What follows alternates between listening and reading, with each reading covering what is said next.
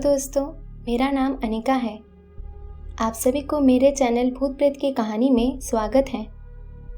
आज मैं आपको एक लड़के की सच्ची घटना बताने जा रही हूँ, तो मैं उसी के व्यू पॉइंट से बता रही। मेरा नाम विजय है और मैं चंडीगढ़ का रहने वाला हूँ। ये घटना चंडीगढ़ में एक गवर्नमेंट हॉस्पिटल में हुआ था। मैं इस हॉस्पिटल में कई बार दिन और रात के समय गया हूँ और मैंने ये सेम एक्सपीरियंसेस बार बार देखे हैं। मैं अपना पहला एक्सपीरियंस शेयर कर रहा हूँ जो नवंबर 2019 में हुआ था। मैं चंडीगढ़ में एक एमएनसी के साथ काम कर रहा था और उन्होंने डिसाइड किया मुझे दिल्ली शिफ्ट करने का अप्रैल 2019 में। मैं अक्सर अपने घर चंडीगढ़ अपने पेरेंट्स से मिलने जाता था 2-3 महीने में एक बार। अक्टूबर एंड और नवंबर फर्स्ट वीक के दौरान दिल्ली में पोल्यूशन काफ़ी ज़्यादा होता है। मैं अपनी ज़िंदगी का ज़्यादातर हिस्सा चंडीगढ़ में जी रहा था और वहाँ हमेशा फ्रेश एयर और क्लीन वाटर का एक्सेस था। दिल्ली का ये पहला पोल्यूशन का एक्सपीरियंस था मेरा, जबकि ज़्यादातर लोग N95 मास्क पहनकर ठीक रहते हैं। मैं ना ठीक से खा पा रहा था, ना सो पा रहा था, ना जाग रहा था और ना ही कुछ कर पा रहा था। खैर, मुझे बताया गया कि पोल्यूशन 1 महीने तक रहेगा और मैंने 1 महीने की छुट्टी ली और चंडीगढ़ आ गया। 3 दिन लगे रिकवर होने में और फिर मैं ठीक हो गया। इत्तेफाक से मेरे पिता को एक मेडिकल कंडीशन हो गई और उन्हें GMCH 32 में हर्निया सर्जरी के लिए एडमिट करना पड़ा। और जब मैं छुट्टी पे घर था, मैंने रात के समय हॉस्पिटल में अपने पिता का ध्यान रखने का डिसाइड किया। सर्जरी ठीक से हो गई और सर्जरी के बाद मेरे पिता ट्रॉमा वार्ड में ऑब्जर्वेशन में थे। आसपास के बेड्स पर एक्सीडेंट से इंजर्ड पेशेंट्स या सीवियर इंजरीज या ट्रीटमेंट्स वाले पेशेंट्स थे। वहाँ रहना और इतना पेन देखना बहुत मुश्किल था। पहले कुछ दिन मैं रात को आधी रात के बाद सो जाता और फिर सुबह उठकर नॉर्मल हॉस्पिटल में वॉक करता। 4-5 दिन बीत गए और मैं नाइट शिफ्ट साइकिल में आ गया। दिन में सोता और रात को एक्टिव रहता। छठी रात जो मैं हॉस्पिटल में था, बिल्कुल जगा हुआ, मैं वार्ड से बाहर निकला और देखा 2 मेल नर्सेस अपने अपने डेस्क पर ड्यूटी पे हैं। तो मैंने आगे जाकर थोड़ा वॉक लिया। सब कुछ नॉर्मल था जब तक 1:30 बजे के बाद और 2 बजे के आसपास अचानक सभी दरवाजे ज़ोर ज़ोर से बैंग करने लगे और एक पैनिक सिचुएशन हो गई। मैंने सोचा हॉस्पिटल में आग लग गई या कोई इमरजेंसी है। मैं उस वार्ड की तरफ भागा जहाँ मेरे पिता थे। वहाँ ना ही कोई स्मोक, ना ही कोई पैनिक साइंस और फिर भी दरवाजे बैंग कर रहे थे। मैंने एक नर्स को बुलाया जो आसपास में था। वो अपने फ़ोन को स्क्रॉल कर रहा था और उसने कोई रिस्पॉन्स नहीं दिया।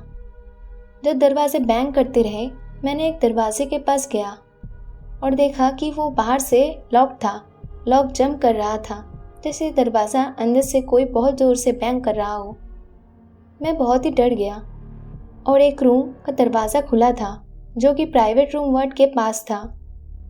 मैंने सुना कि फ़ैन फुल स्पीड पे चल रहा था और कर्टेन्स फ्लाई कर रहे थे, जबकि नवंबर के टाइम में चंडीगढ़ में बहुत कोल्ड रहता है। और मैंने सुना कोई उस रूम में हेल्प के लिए बुला रहा था मेरा नाम लेकर। तभी मैं पूरी तरह से डर गया और नर्स के पास भाग गया और उससे बोला कि जब मैं उस तरफ गया मैंने आवाज़ें सुनी हेल्प के लिए।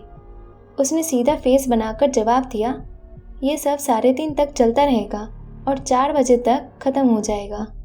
और वो मुड़ गया और चला गया। और मैंने बोला मुझे समझ नहीं आया। जैसा उसने कहा, बैंगिंग 3:30 तक चलता रहा और दरवाजे अचानक रुक गए और बस ख़त्म हो गया।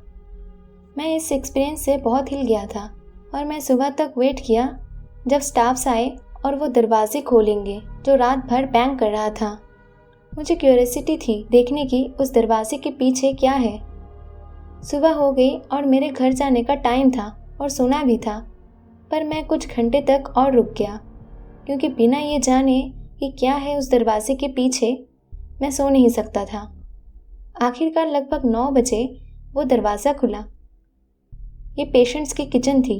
अंदर कोई नहीं था और ये एक छोटा रूम था जहाँ पे एक वॉश बेसिन के साथ मील प्लेट्स और बड़े यूटेंसिल्स जो हॉस्पिटल में फूड सर्व करने के लिए यूज़ होते हैं, और कुछ नहीं था उस रूम में। अगली रात मैं वहाँ फिर था। 1:30 बजे के करीब दरवाजे फिर बैंग करने लगे और इस बार एक नया पेशेंट वार्ड में था जहाँ मैं था। वो एक यूपी नेटिव था। वो फिजिकल ट्रॉमा सर्जरी से रिकवर कर रहा था और अपने फैमिली मेम्बर्स जो उसके साथ आए थे उनको बार बार सिगरेट चलाने के लिए कह रहे थे।